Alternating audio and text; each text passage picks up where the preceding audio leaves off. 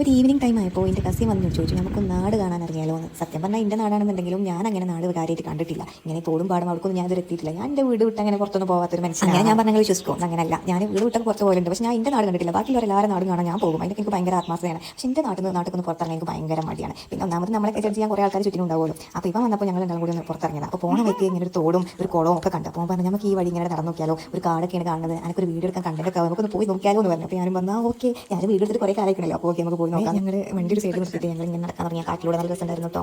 എനിക്ക് ശരിക്കും ഡോറയുടെ പ്രയാണമാണ് ഓർമ്മ വന്നത്. അങ്ങനെ ഞങ്ങൾ ഡോറയുടെ പ്രയാണത്തിൽ കാണുന്ന മാതിരി കുറേ നടന്നു, കുറേ ചാടി, കുറേ വലിഞ്ഞൊക്കെ കയറി അങ്ങനെ കുറച്ച് നടന്നെത്തിയപ്പോൾ ഒരു വെള്ളച്ചാട്ടത്തിൽ വെച്ച് ഇങ്ങനെ കേൾക്കാൻ തുടങ്ങി. അപ്പോൾ ഞങ്ങളിങ്ങനെ എനിക്ക് അവിടെ വെള്ളച്ചാട്ടമാണോ, അപ്പോൾ നടന്നപ്പോഴാണ് എനിക്ക് മനസ്സിലായത് വെള്ളച്ചാട്ടമല്ല, അതൊരു ബണ്ടാണ്. ബണ്ടിൻ്റെ അവിടെ ഇങ്ങനെ കെട്ടി വെച്ച വെള്ളം ഇങ്ങനെ ഒഴുകി ഫോഴ്സിൽ ഒഴുകി വരുമ്പോൾ ഉണ്ടാവില്ലേ ആ വെച്ചായിരുന്നത്. അങ്ങനെ ഒരു ബണ്ട്, അതെ.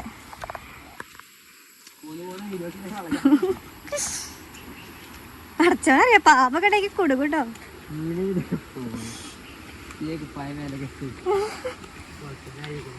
അതെ,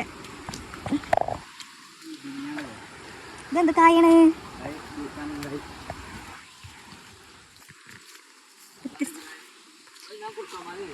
മേ